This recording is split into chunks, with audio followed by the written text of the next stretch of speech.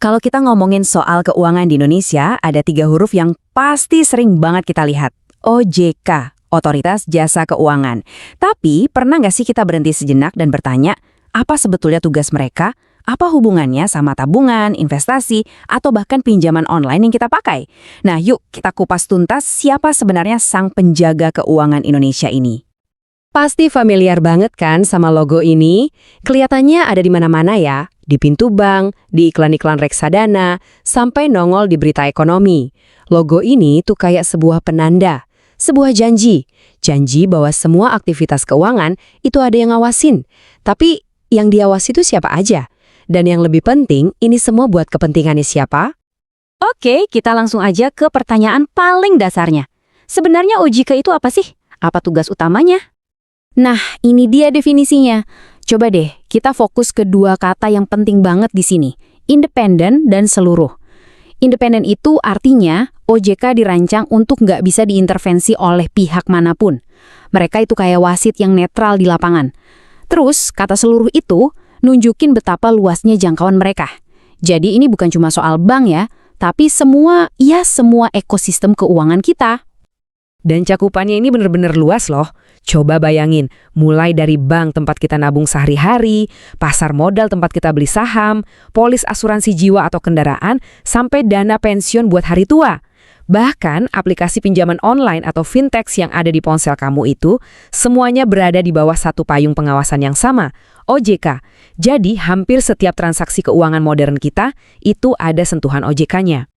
Oke, mungkin ada yang bertanya, emangnya kenapa sih kita butuh lembaga sekuat ini? Bukannya dulu sistemnya udah jalan ya? Bank diawasi sendiri, pasar modal juga punya pengawas sendiri. Apa sih yang bikin sistem yang terintegrasi di bawah satu atap ini jadi begitu penting? Nah, ini dia jawabannya. Dulu, pengawasan keuangan kita itu terpisah-pisah. Bank Indonesia fokus ngurusin bank, sementara pasar modal dan lembaga lainnya punya pengawasnya masing-masing. Ini tuh ibarat sebuah pertandingan besar, tapi wasitnya ada banyak dan beda-beda. Bisa jadi aturannya nggak sinkron kan? OJK lahir untuk menyatukan itu semua. Momen kuncinya itu di akhir tahun 2013, saat pengawasan perbankan secara resmi dialihkan dari Bank Indonesia ke OJK. Sejak saat itu, semuanya jadi terpadu. Dengan kekuatan dan tanggung jawab sebesar itu, OJK tentu punya tujuan yang sangat jelas. Visi dan misi mereka ini bukan cuma sekedar tulisan formal di website loh. Ini adalah semacam janji mereka kepada kita semua, masyarakat Indonesia. Coba kita resapi visinya. Ini kuat banget maknanya. Fokusnya itu bukan pada industrinya, tapi pada kita. Ada 2 kata kunci di sana, terpercaya dan melindungi. Ini menegaskan kalau tujuan utama OJK itu bukan cuma memastikan mesin ekonominya jalan, tapi untuk memastikan kita sebagai konsumen, sebagai nasabah, itu benar-benar terlindungi. Ujung-ujungnya, kesejahteraan masyarakat bisa meningkat. Terus gimana cara mereka mewujudkan visi tadi? Nah, OJK punya 3 pilar misi utama. Pertama, memastikan seluruh sistem keuangan berjalan adil dan transparan, nggak ada yang ditutup-tutupi. Kedua, membantu membangun ekonomi yang stabil dan kuat. Dan yang ketiga, ini yang paling terasa langsung oleh kita, secara aktif melindungi konsumen dan masyarakat. Ketiga pilar ini saling berkaitan erat untuk menciptakan ekosistem keuangan yang sehat. Oke, kita udah bahas definisinya, tujuannya, sampai misinya. Sekarang kita sampai ke pertanyaan paling penting. Jadi, apa artinya semua ini buat kamu, buat saya, buat kita sehari-hari? Jawaban sederhananya adalah ini. Dunia keuanganmu punya seorang penjaga.